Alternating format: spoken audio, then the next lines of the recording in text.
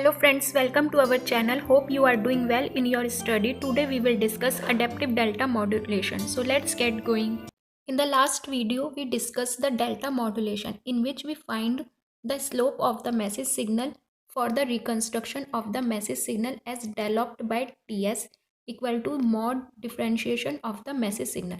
What happens if our message signal is sinusoidal? Let's assume by default our message signal is as cosine. So it will be am cos 2 pi fmt. If we differentiate it, it will become am 2 pi fm sin 2 pi fmt. So it is clear as sine function magnitude is changing with the time. So the slope of the function is changing, and the variation of the slope is fail in the delta modulation. So adaptive delta modulation come into the picture. It can handle with the changing slope.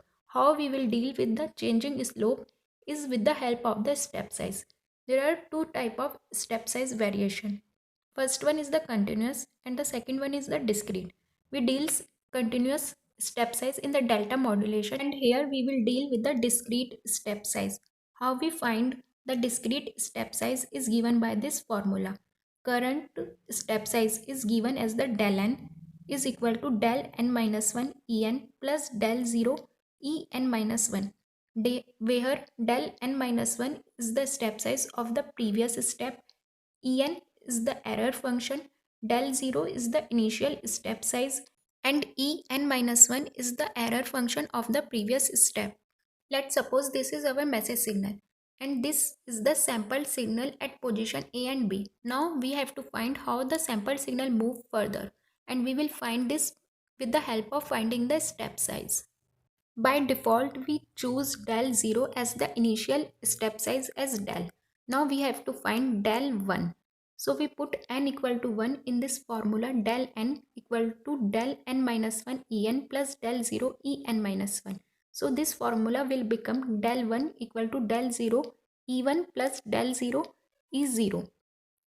Because sampled signal is below the message signal, so error function is positive.